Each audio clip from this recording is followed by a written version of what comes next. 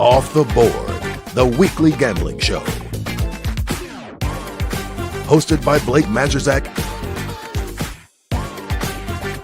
and Mike Iavasile.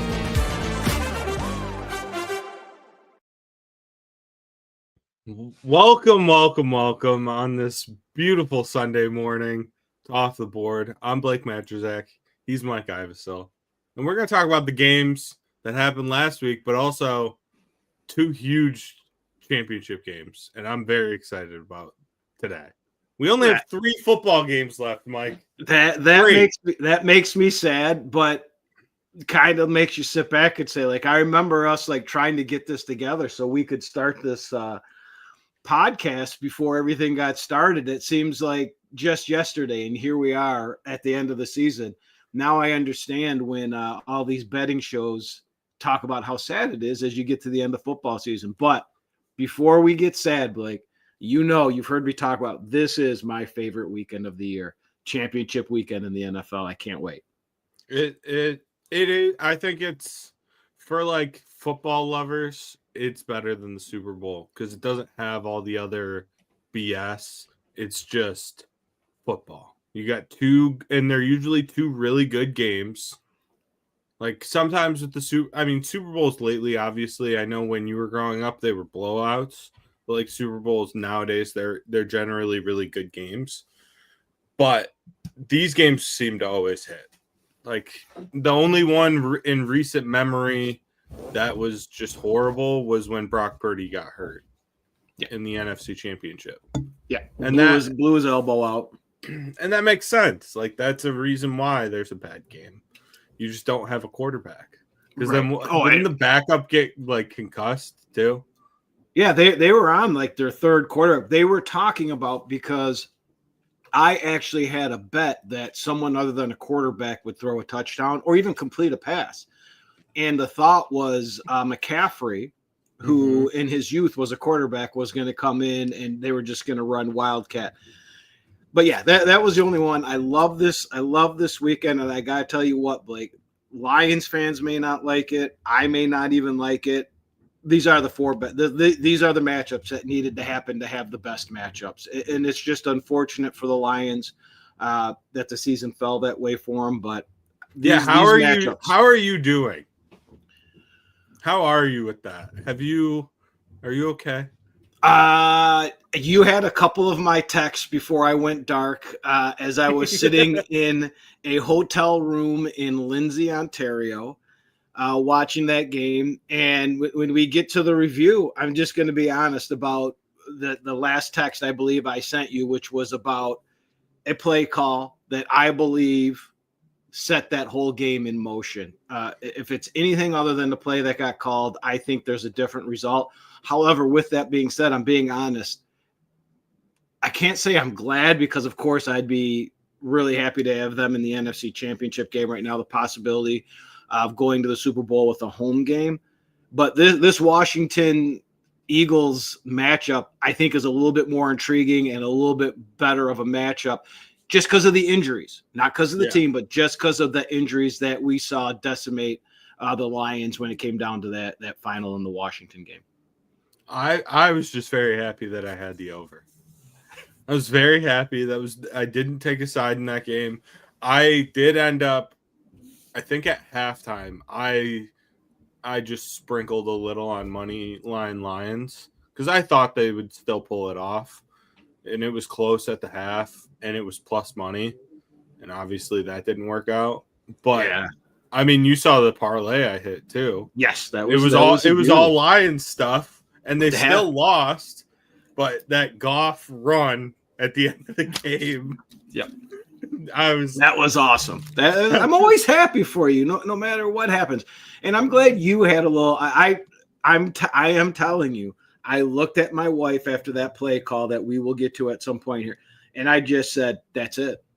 It's and like I would have never have taken Lions on. I had no hope after that play. It turned the game into exactly what the Lions couldn't have, and them playing from behind against a team like Washington that does what they do.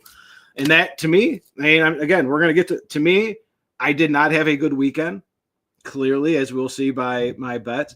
However, that's the only one I will sit here and say I got wrong. Like I was way off on all my calls on it. I can't be mad at losing bets in the fourth quarter. I do it all the time, and I don't get mad at those bets. No, and especially like in the playoffs, it's going to happen. These games are going to come right down to the wire, and it's going to be a coin flip, basically. Blake, are you going to be shocked if both these games today are not settled in the fourth quarter? Like that's how I see both of these games. Yeah. No, I agree 100%. And that's what's scary about one of the sides that we're both on, because I can see that game being easily a field goal game. Yep. But I think they're both going to be fantastic games. We're going to have a great Super Bowl no matter what. Yeah. And I can't look. When we'll talk about them, like Buffalo winning is way, way, way, way better because of a certain bet that I have, even though I'm on Kansas City today. I will not be mad, and I'm talking a big return for me. I will not be mad if Kansas City wins. It'll lose me a lot of money, but you know me and you've heard me say it. I love when people get so pissed off when certain teams win, be it the Ohio State, Notre Dame. Kansas City winning is going to drive everybody crazy. Everything this morning on social media is they can't stand Patrick Mahomes in Kansas City, and they've got to stop winning. So I hope they win. I hope they win it all, just so people can go crazy. We also, after we talk about these, we go over last week, I got triggered by an Instagram post by ESPN, and we talked about it on Twitter some. 2019 LSU beats this year's Ohio State team by 24 points, and you can't change my mind. I don't understand. Like, that's the greatest modern college football team of all time. Ohio State had 2 losses. Right. The only thing I would, and I'm on the side with you. I've already said that I would that would probably come up with a mid to high 60s total, right? And I would ladder that on the alt overs all the way as high as I really can, because I see that being a 45, 42 kind of game. Yeah. The only thing I'd caution you on is you started at 17 points when we were online and you just jumped to 24. It's not enough. I know, but and I understand the offensive firepower, but what I did is I went back and I looked. LSU's defense was trash. Okay. We're talking like in the hundreds. I think they were bad. I agree. But at the same time, if you look at their schedule and the teams that they were playing that season, okay, they played a very good Texas team. 2019 LSU beats 2023 Michigan. It's not even close. But like if you look at the roster itself, the amount of pros, like they have Stingley. They have Delpit. They have, I believe, 2 defensive linemen in the NFL. Patrick Queen. Like, They have very good players. They do. They just played an insane schedule. And that insane schedule would get even more insane with this Ohio State team, I think. Like I said, and again, we're on the same side. I laughed right with you. I'm not comfortable with 17 and 24. but I love that LSU team that really came out of nowhere, started with that hit Joe Burrow took the bowl game before that against, was it UCF or whoever they were playing, which was still, I love watching that hit. How he got up from that hit and survived, I'll never know. But that season really started right there. Mm-hmm. And there was a lot of big tickets by the time that they won, because that was not an expected championship. But I'm on your side. I just want to caution us before we're up to minus 31 on this line. The number just keeps growing and keeps growing. It's just, I've talked about this, I know, with Sean, and I'm sure Todd's heard me say this 100 times. I think about 2019 LSU, not even joking, once a week. I just think about that roster, and I'm when you're having your alone time. It's not even just the Joe Burrow thing, though, but it's just like the entire team. Like, that team was nuts. Yeah. You have the 2 best receivers in the NFL right now on the same college team. And now you'll know this. I won't. Was Clyde Allaire, was that who the running back was? Yeah. Yeah. Clyde Edwards-Helaire, yeah. And you had Randy Moss's son at tight end. Tight end, yep. He's not and he was very good for that team.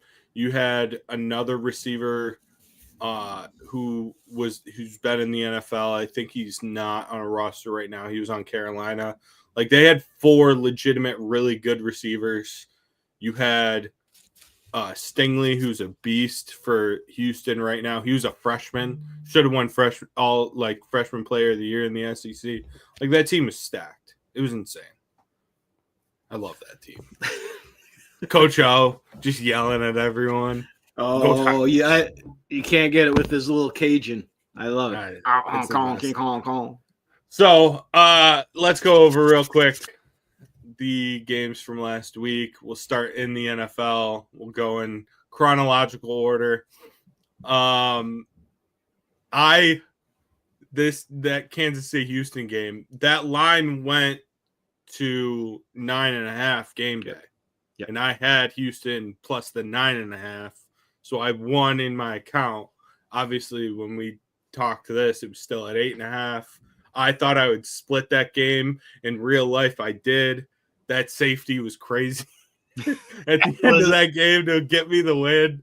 Oh, if you could have heard, because we were just getting ready. We were gonna go watch the Lions game at the bar, so we were getting ready, and my wife came out from getting ready in the bathroom in our hotel room, and she's like, "What just happened?" The look on my face, I'm like, Andy Reid's trying to screw me. There was something in my head that's like, this kickoff, something could go wrong. I could lose both my bets, but I knew exactly what they were going to do. And I'm like, that's the only thing that can screw me right now, because in my account, not only did I have that under, and this is why we've talked about this several times, looking at alt lines before you make your bet, because that line was at 8.5 when I went to bet it before I went to Canada. And I just started clicking on the alt lines just to check it. I found 7.5 at -115. So I was set, right? So I knew that one was going to, but always look for those alt lines. Yeah. No, and is Kansas City going to score 30 today? That's the thing. Blake, what do they have? 1 game over 30 points this whole season? 1 or 2. I think it's 2, but that is, I have a trend that hits right on that. So I can't wait. I actually have some trends after taking last week off of my trends. And I've got a very interesting one about that exact point total. Yeah. Obviously the over for Washington, Detroit, that was basically locked up in the first half. It went the second quarter. It went way over. And we had talked about it last week. I just didn't, I was worried about Detroit's injuries and everything. I still thought that they would win the game. I thought it would just be close. Obviously it didn't roll that way. But what was the play that you were talking about? You were teasing. I think I know which play you're talking about. You're going to know, because it comes down to a couple of things here. For one, I had a preseason bet with a good friend of mine, Randy Temple. It was a double or nothing. So I had already won one, and he bet me that the Lions would be a top 5 offense in the NFL. And I said, no way, because of Ben Johnson. But again, remember, I had a 40-1 ticket that I really loved on Jared Goff. So I'm not, I just said, I see this mad scientist thing going on, smartest guy in the room. Something is going to happen. Unfortunately, it didn't happen in the regular season, so I lost that bet. Unfortunately for us, it happened in this game. And it was the 3rd and 1 as they are driving down to make it 14-3 in the first quarter, that he empties the backfield and goes shotgun. Right? Yeah. Fumble. That game turned right there, and we ended up being behind. Instead of being up 14-3, different game over, in my opinion, even with the injuries. Down, touchdown, 10-7, and they're playing from behind against a team that doesn't punt and doesn't turn the ball over, and that you couldn't get off the field. That decision right there flat out turned that whole game around.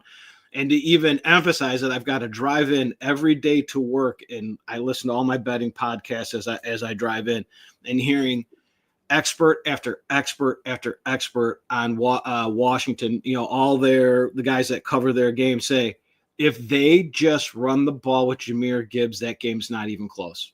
Mm-hmm. That play was exactly what I was talking about, and that actually set in motion what happened from there on. And I'm not excusing Jared Goff's interceptions. I'm not excusing Dan Campbell from sitting there and having the final say on anything that happens with that team.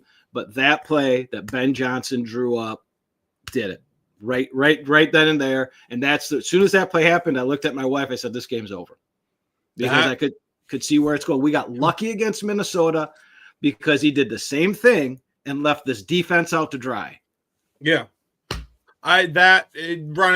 Just not running Gibbs is inexcusable, obviously, but also and I know it's been talked about at nauseam now, but the reverse pass with Williams was horrible too. It was just him being too cute, and I mean, that's what you get with Ben Johnson, though. There's going to be times where because at the same point, like everyone early in the season, when they're beating Dallas by like 90 points and he's pulling out all the stops and, Ben's in his bag and everything and everyone loves it. Yeah. It's just, And I get it. And this is something, as you are well aware of with the conversations, be it on this podcast or separate that we have.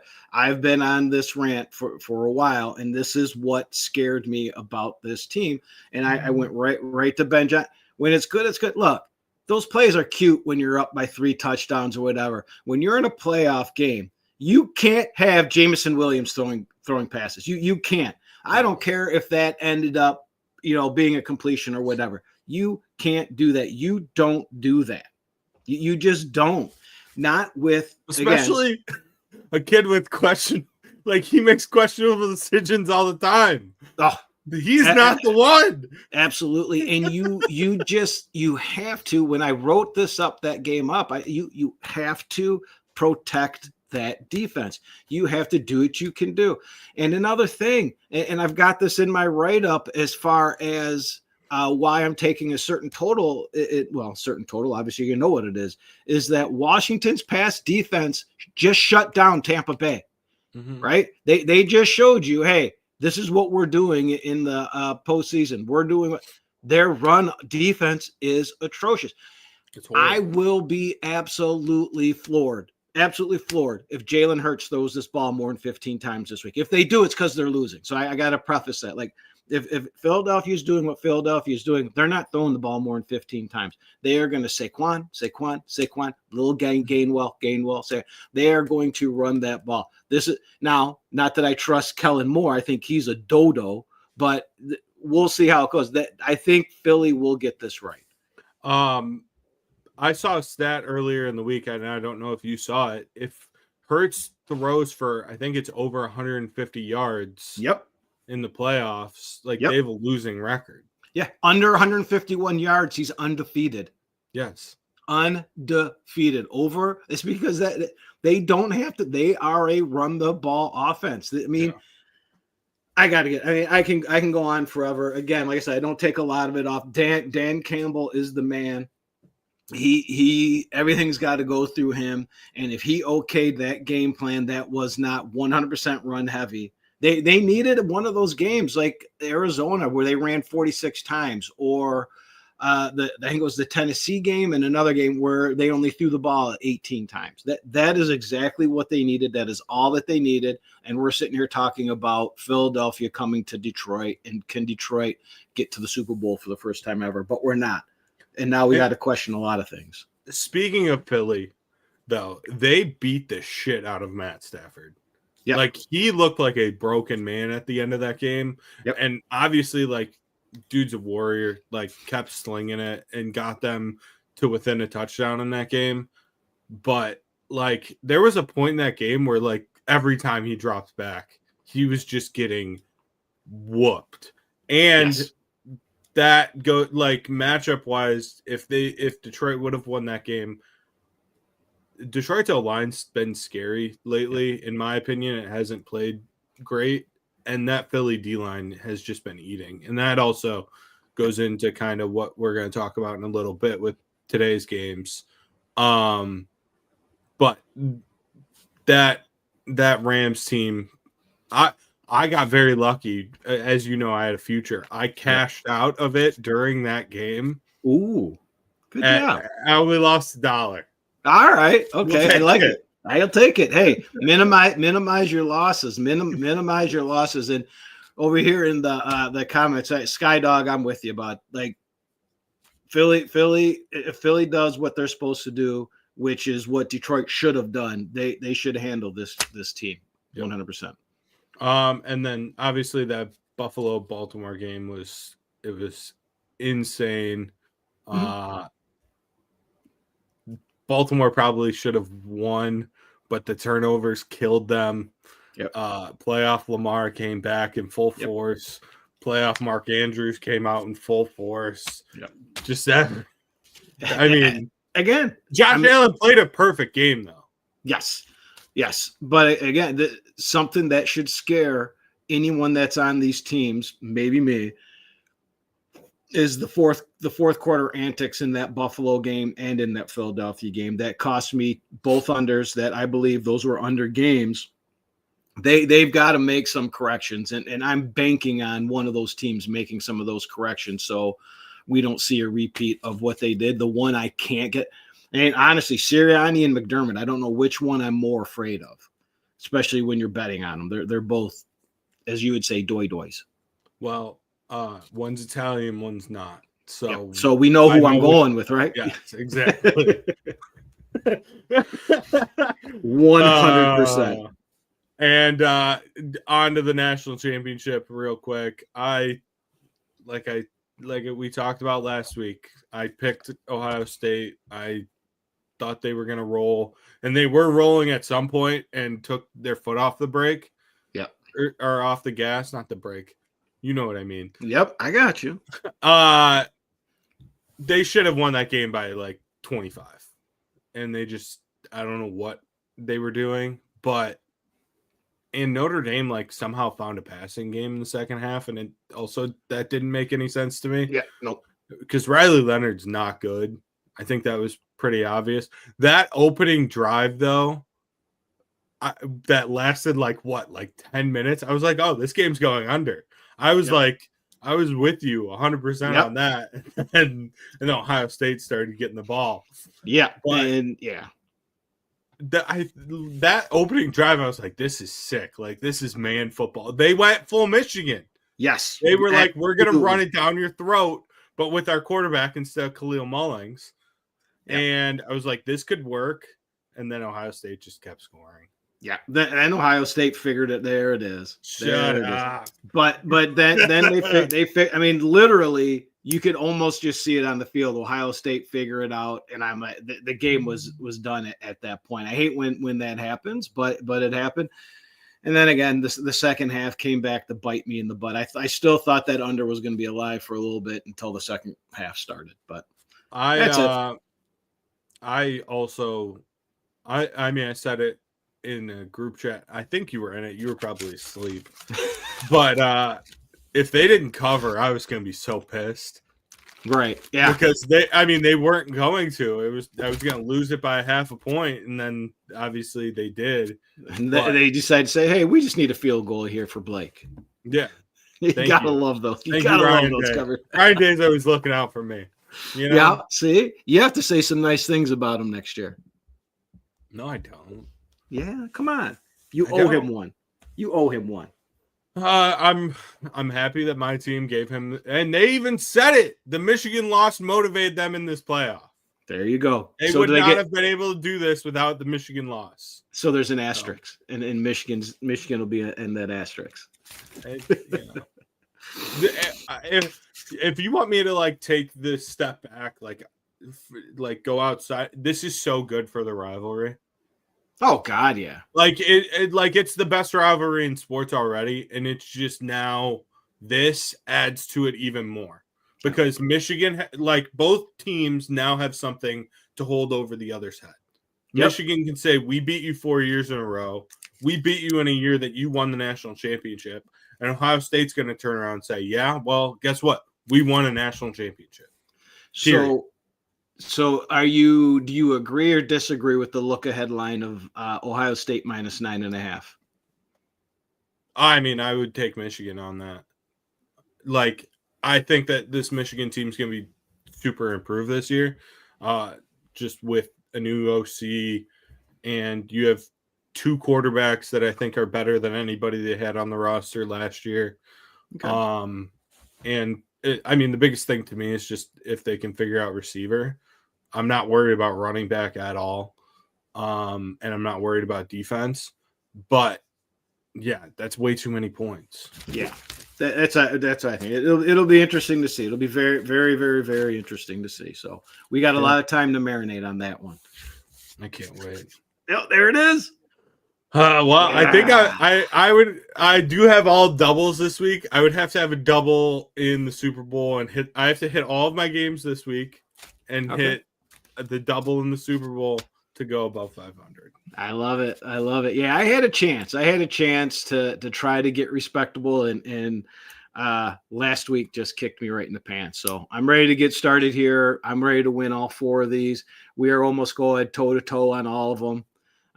So one of us is going to be right. One of us is going to be wrong. Blake, let's or we're do just this. going to split them all, which is probably the most likely outcome. I would rather have one of us have a really good weekend like you, so you can get to that 500 mark that one of us has to have a respectable show, or me to at least just get respectable and get out of the cellar. Yeah. Well, you ready to get into it? I am ready.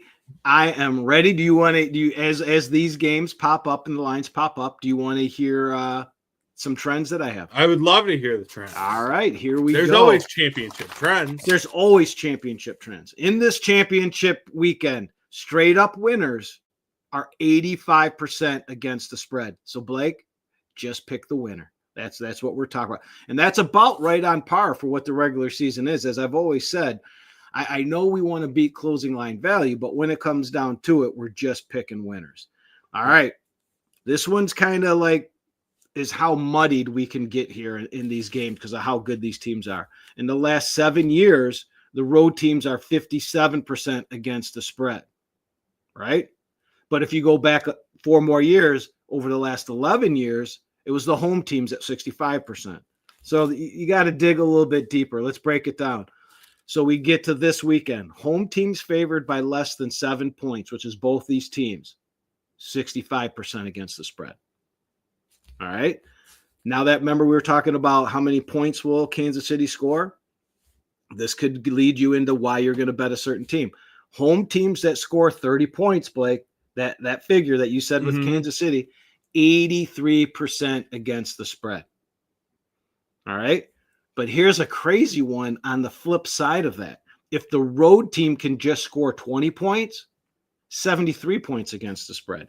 So when you're taking a look at it, when you're looking at whether you're looking at what you think the total is going to be, can you see one of these teams this weekend scoring this many points that might lead you to a bet? Now, here's some sad news. The home number 1 seeds like Kansas City, they're only 44% against the spread. Not good. No. Number 2 seeds like our Philadelphia Eagles, they're only 48% against the spread. Oof. However, if you like that wild card Redskins team, wild card team, Commanders, don't be racist. Hey, they're only 30. they're only 33% against the spread. All right, now this gets into this next one is where I live, right? Line moves. Yes. When the line moves on the side, that team the line moves towards is 72% against the spread. And that's Philadelphia and Kansas City. Yeah. On the total, where the line moves, which has been, and when we first wrote this up, when the line moves towards a certain side of the total, it's 65%. At that one time, that was both the unders, right? For your totals, AFC unders, 69%. NFC overs, 68%. Specifically, the totals that are in the range of these 2 games, between 49.5, 45.5, and 49. 3-0 to the under, baby. 3-0 to the under. Now, you want to play a game? You know you do. You know you do. All right. I love games. I'm a child. So I got to preface everything that I've been spitting at you here comes from off the VSiN website. And my guy Steve Mackinnon, which I've always gone to trends, he throws all those trends together, and he came up with 5 questions. Depending on the way you answer these questions, could lead you to the side that's going to win this game. Following me? Yes. All right. Here's the first question. Is the home team experienced? All right.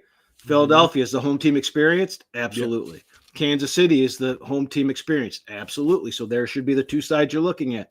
Next question. Where's the money going? Where's the line move? Philadelphia, Kansas City.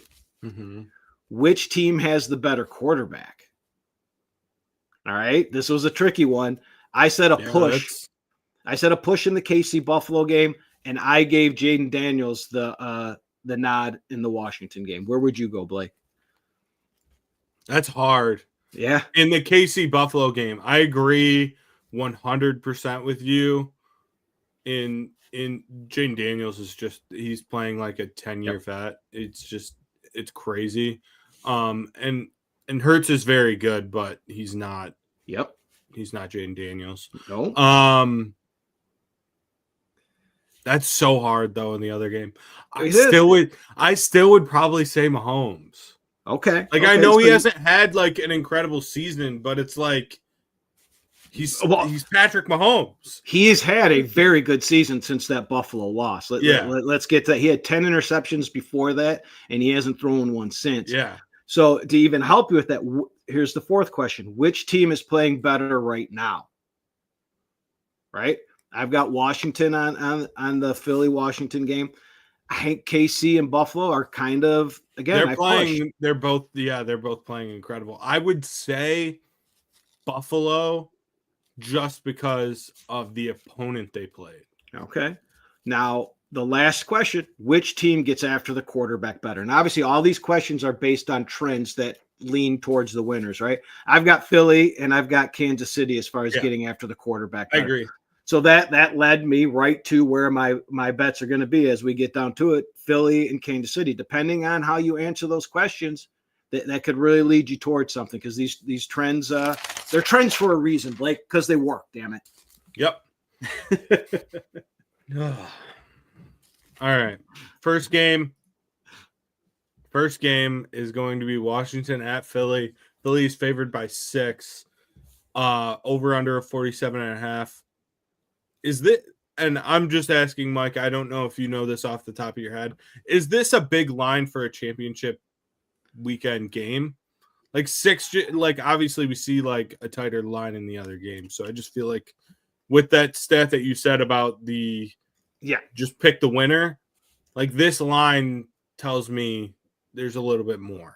Yeah, so. and the also you got to look at the trend that, under 7 points, because that's a majority of these games. What I would say is if we go back, and I don't have this off the top of my head, but if you go back, you look at the trend of what wild card teams have done. I believe when the wild card team gets in here, that you'll see higher and higher point spreads. But when it comes up, which it usually does, I mean, be it New England and Kansas City, New England and Indy, New England and Baltimore, Kansas City and Buffalo. You're usually getting those 2 top teams in there. Yeah. And you're going to have a 3-point or less probably point spread. Yep. So I'm going to take the favorite. I'm going to take Philly. I think that they, like we talked about earlier, they will be able to run the ball very, very well on this Washington team, and especially Washington's one of their best D linemen, Payne, is also out for this game, so that makes it even worse. And I'm also going to take the over here. I think Washington's going to be able to score and put up somewhat of a fight. It's just how much ball control does Philly go, and how does Hurts or Saquon or Gainwell bust a big one? And I think that Saquon will. We've seen it 2 weeks in a row. Like in the wild card round, he should have had like a 70-yard touchdown. And last week he obviously did. So, and that changes it 100%. So that's why I'm on the over here. And also because I was already thinking about my same game stuff that I'm going to put in for this game. I love taking Gainwell's yards over. I think it's only like 8.5. Okay. Good. That's like 2 carries. Yeah, well, I'm on a bunch of props that I want to go over after, because I've got some pretty good reasoning off of VSiN, and there's probably 5 more that I didn't take that just because I couldn't get there, but there's some there, so we can go over those too. But all right, we only have 2 games, so I've got a heck of a write up for these ones here. I had a lot of time on my hands, Mr. Blake. So you got Philly in the over, and when this comes down to it, this spread will be won or lost by Kellen Moore and Sirianni. 100%. And it's the same as saying that with Dan Campbell and Ben Johnson. All right, these teams have played twice this year, both winning and covering at home. The public can't stop talking about last week's win for Washington, as they easily, in my opinion, handled the Lions while the Eagles narrowly escaped the Rams. Public can't believe how high this line is, Blake. They are running to take these points. However, despite 59% of the bets on Washington, this line moved from 4.5 to 6. I've even seen some 6.5s in favor of the Eagles, showing a sharp line move. As for the total, 79% of the bettors agree with you, laying a majority of the money on the over. However, I've seen this total open as high as 48.5, drop to 47.5. Now it's frozen. It's got some sharp reverse line movement in there. Now, where am I going, Blake? Got to start with, I'm having a hard time shaking this Washington game plan. We said it last week, and we got to say it again. It's amazing. They don't punt, and they don't turn the ball over. Mm-hmm. You cannot get behind these guys. And I can't say they're the only fear I have. As I said, January Sirianni, he's 4-8 against the spread in January. 3-4 against the spread in the playoffs. That is scary. If you watched that game last week, I thought they had some questionable play calls on both sides of the ball in the fourth quarter that cost them. I'm hoping that gets settled out. All right. However, for this side, I think this is one of the first games this week. We got 2 games. Both of them are going to go into the fourth quarter, and it's going to be settled in the fourth quarter. Jalen Hurts' numbers improve as he gets into the fourth quarter, especially when it's a tight game. Now, the other side, Daniel's numbers, he's a little bit prone to some interceptions in the fourth quarter. A majority of those interceptions coming in these tight games where he's coming back and he's got to throw the ball. All right. What do I have here? Oh, not on top of that. This is their 4th straight road game, which started in the regular season. Blake, this has happened. This is the 8th time in history this has happened. Teams that have that are 1-5-1 against the spread. Not good.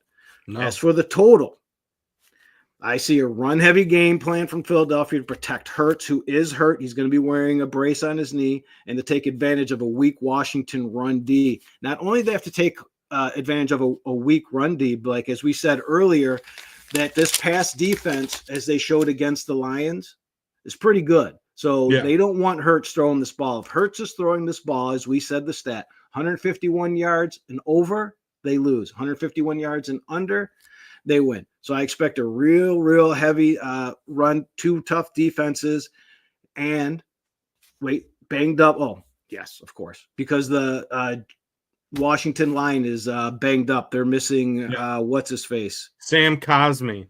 Thank you. Their Pro Bowl guard. Yep. And again, you got a rookie quarterback starting his 4th straight road game going into Philadelphia. We really don't have too much data on him playing in cold games. But anyways, for my brother-in-law, Bob, I'm taking the Eagles. Fly, Philly, fly, but just don't fly too high because I'm also on this under. With this said, as this game goes along, Blake, we're going to know a lot, because if Hurts is extremely limited, this game goes to Washington.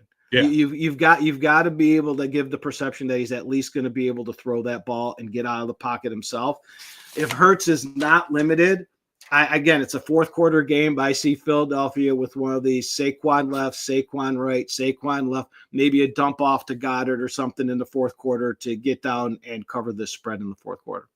Yeah. You just reminded me when you were saying the Fly Eagles fly. Did you see the clip last week of the Philly mayor like trying to spell out Eagles? EGL. Like, what are we doing here? She just butchered it. It was great. That's one you're never gonna live down either, right? Politics and sports, just keep them as separate as possible. Like even spelling, just separate. I want all of it just far apart. Spelling and politics, keep them separate. Everything. Make spelling great again. All right, and then obviously this game is a banger. Yes, like every time these two teams play, it's incredible. It's theater. It's all of it. Buffalo at Kansas City. KC is favored by 1.5. Over under here 48.5. We saw this game earlier in the season. Buffalo beat Kansas City 30-21, and we're seeing them again. Mike, you go ahead and start for this one. Yeah. Again, this is another one. I'm going to say on both of these, I really flip-flopped back and forth. There's reasons to be on one side, reasons to be on the other side. This is your typical AFC, NFC championship weekend, but here I go with this one. Hopefully I get this. I'm really going to say, really, I hope I get this one wrong and I get my other one right, because that would be a very good day for me.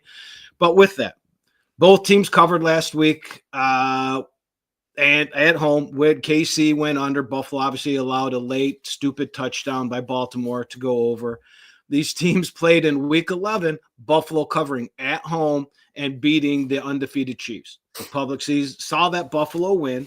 They think this is the season Buffalo slays the Chiefs and get their MVP, Josh Allen, gets to the playoffs, right? In fact, 63% of the bettors are laying 64% of the money and can't believe the MVP is a dog.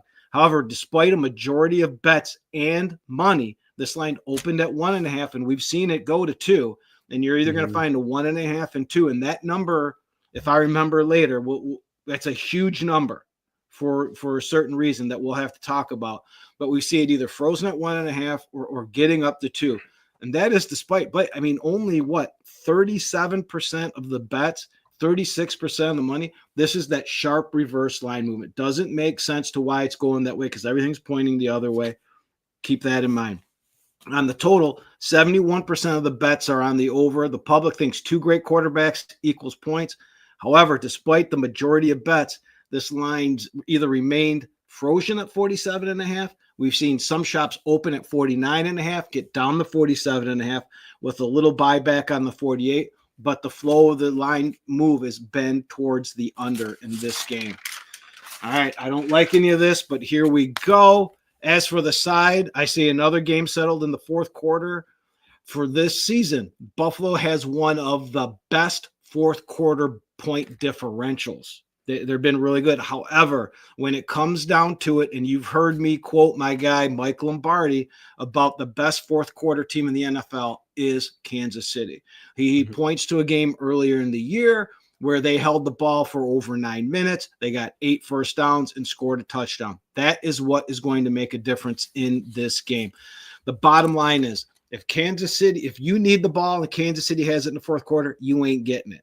If you're up, Kansas City is going to keep that ball, and they're going to score at the end to win this game. You can't get them off the field in the fourth quarter. In Buffalo in Week 11, we mentioned this earlier, Mahomes was picked not once, but twice. Matter of fact, he had 10 interceptions up to that point. He not only has not thrown an interception since then, but Kansas City has only turned the ball over once. They've got 1 fumble since that Buffalo game. Do you think they're getting it going? Blake, who are you going to trust your money with? McDermott or Reed in this situation? And this is really put it that way, because that Blake, that's what it came down to when I'm trying to make a decision. I know. Listen to as I'm saying, no one knows who I'm going to take by this. When these teams meet in the regular season and Buffalo wins, you meet in the playoffs. And why do they lose in the playoffs? A defensive mishap, A special teams mishap or a McDermott decision gets them in the end every time. Despite the majority of bets and money going on Buffalo, I'm taking Kansas City in this game. Now, as for a total, in week 11, these teams met. They had, I believe it's 8 scoring drives. Of those scoring drives, Blake, only one of them was under 62 yards.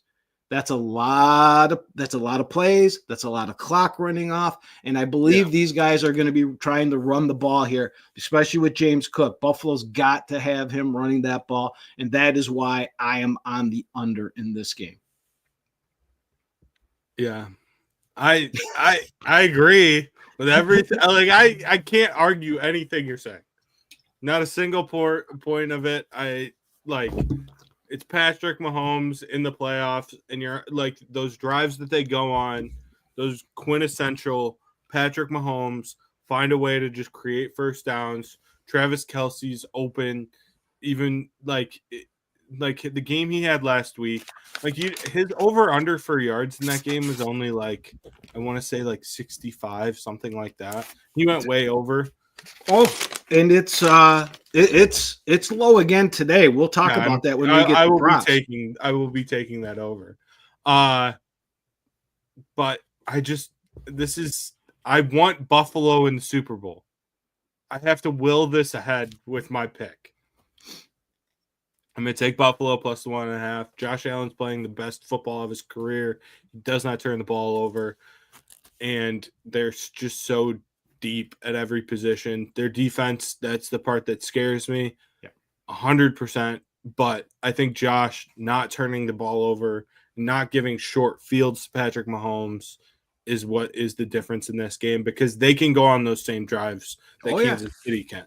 They are built like Kansas City. Their offense is built exactly like Kansas City's offense, all the way down to obviously they don't have Travis Kelce. They have 2 really good tight ends. They're deep at wide receiver.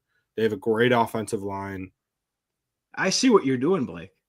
Yes. It's very sneaky. Who is Buffalo's offensive coordinator? Joe Brady. And what team was he offensive coordinator? 2019 LSU. I see exactly where you're going with this. But unfortunately, McDermott will undermine them. But go ahead. I'm not mad at your pick.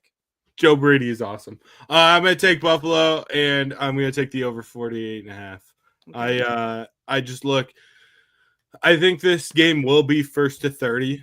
Whoever can put up 30, 35 points in that range will win this game.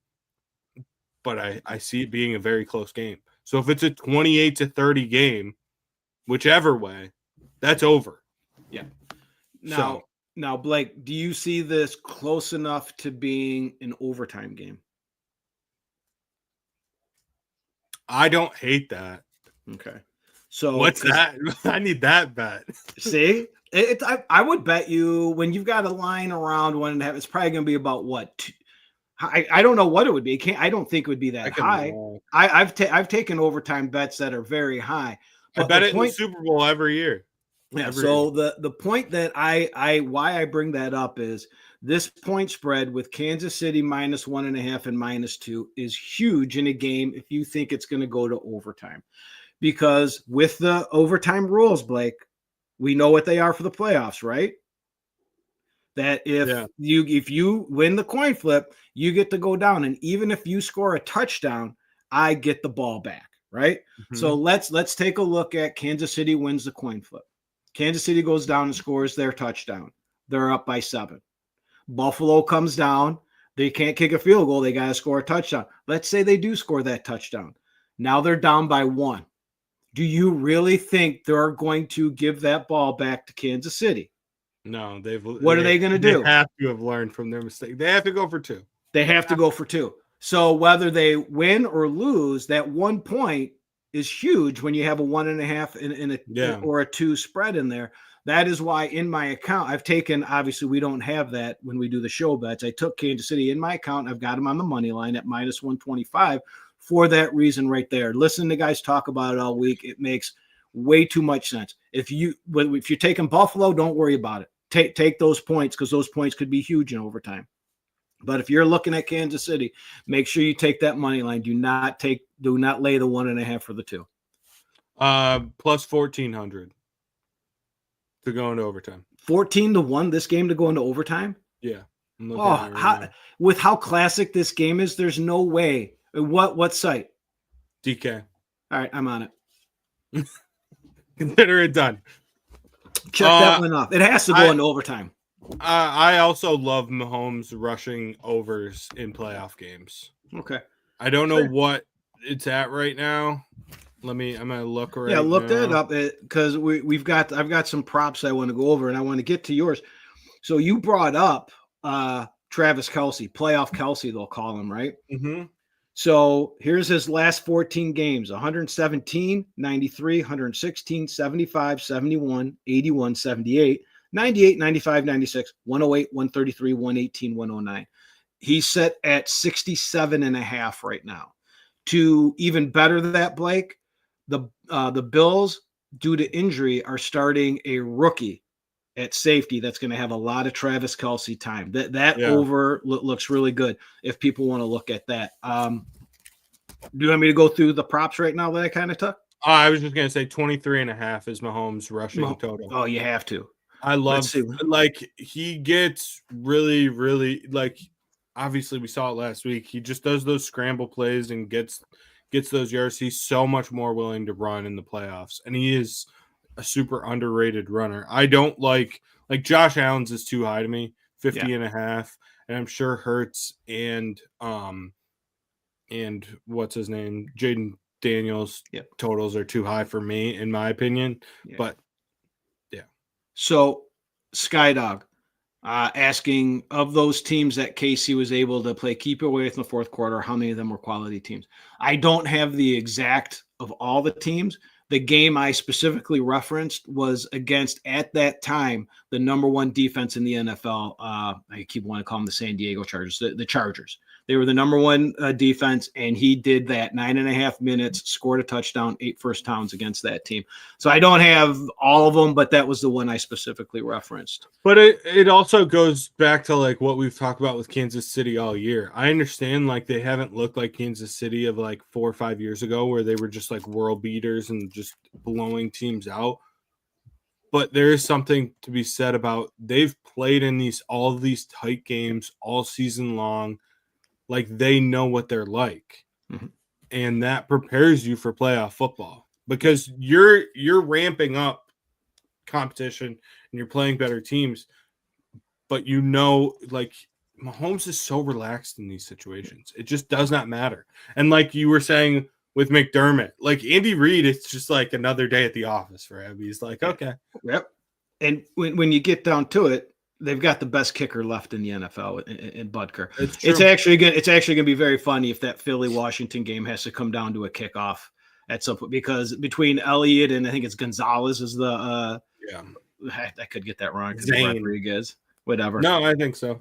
All right. So real quick here before we have to get going, all my sticky notes. Some props. These are actually in my account, Mr. Blake.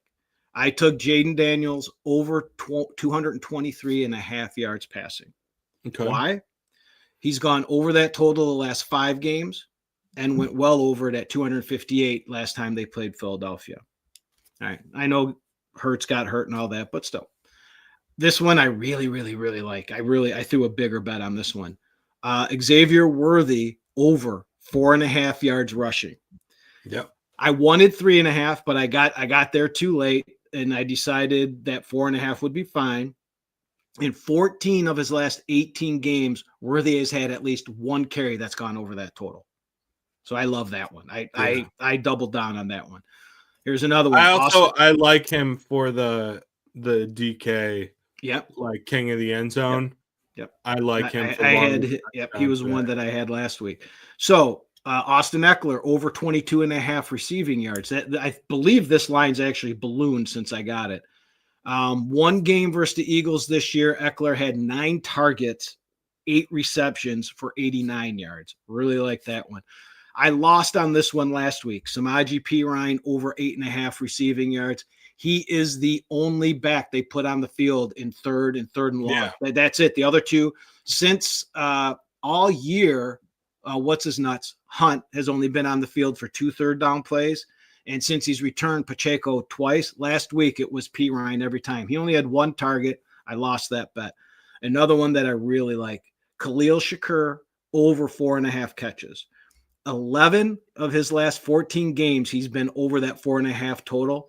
Last game, he had 12 targets for 8 receptions against the Bills, against KC.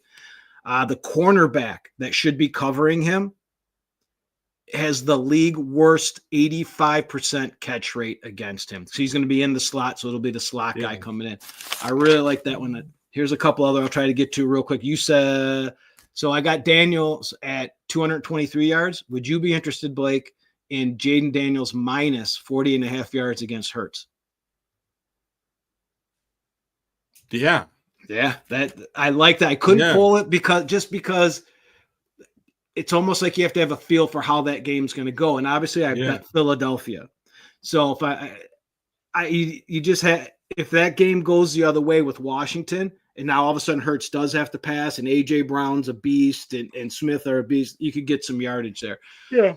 I lost this one last week, and the only reason I'm not taking it is because he's a little gimpy. Dallas Goedert over 38.5 yards. I didn't lose it. I won that one last week. Similar tight ends that have played against Washington this year, Laporta 51 yards, Andrews 66 yards, and that man Dallas Goedert 61 yards. So over 38.5 yards. He went big last week. I had him at 38.5. Barkley, under 2.5 receptions. He's gone under this total, 12 of 15 games, and Washington's defense is number 1 against running back catches and yards. So that's something to take a look at. The last one, Xavier Worthy, under 50.5 yards receiving. Since week 11, he's only caught the ball 39 times. Only 3 of those catches were over 9 yards. And since week 13, he's averaged, I don't know how to word this exactly, when he catches the ball, he's at 4 yards. So I don't know what that stat is like. So he's catching it at 4. Right. So he's got to get yak after that catch to be able to do it in a ton of it. And he hasn't been doing it. He's only got 3 for over 9 yards since then. So that would be another one. He would need a lot of yak. Yakety yak, don't come back. There's some prop bets. Hopefully everyone wins this weekend. I'm fired up. Yeah, who are you? So I haven't looked at it yet. Can you, for this week, for the King of the End Zone, can you still parlay it? Like, can you still do? I would imagine they didn't change that. Yeah, I wouldn't. I've been trying. That's like making it so much easier. You just pick 3 dudes, and like you just pick this week. Yeah, you just got to pick 3 guys. I was really combing it last night, trying to find someone that people may not be on that would actually have a chance. I just haven't found anybody yet. Yeah, you can do 3 So I can tell you what I'm going to end up doing right now. It's going to be Saquon, Worthy, and the third I don't know. That's the only one. Like, I'll put 3 in there. I might as well get 3 chances. Throw a long shot in there as your third one, like your Vlad McConkey. It'll be Cook. Gonna be Cook. Yeah, that'll be Saquon, Cook, Worthy, and they'll probably be plus money. Yeah, like it's not a great parlay, but if one of those guys has longest touchdown and I get, because I had the JMO one and it was like what, like $30 in free bets. Yeah. Like that's what it'll end up being, but still. Yeah, I got 32 or whatever it was on JMO, and then 48 on Saquon. So, the lad one was the one that pissed me off. Let's not talk about it. That's probably so much too stingy. Free money. All right. Well, good luck. Yeah, you too. I'm just happy that everything in my house is okay now. Sorry, we were supposed to do this Friday, and then it got moved to Saturday, and then it got moved to this morning. So I appreciate you, obviously, and Todd, like both being flexible with me about it. And no problem. I apologize 1,000 times over. This fucking house is going to be the death of me. I swear. Oh, they always are. They always are. And you know me, I don't mind doing it on Sunday. So because the bets I'm actually laying are the bets that I'm going to have in my account because I got that money in. So. Again, I hope the best case scenario obviously is Philly, Buffalo. The worst case scenario is going to be Washington, Buffalo, because I've got myself covered already with a Kansas City bet that should get me my money back at the least if it ends up being Philly and KC. So what do you want to? So Super Bowl week. What do you want to do? Do you want to do?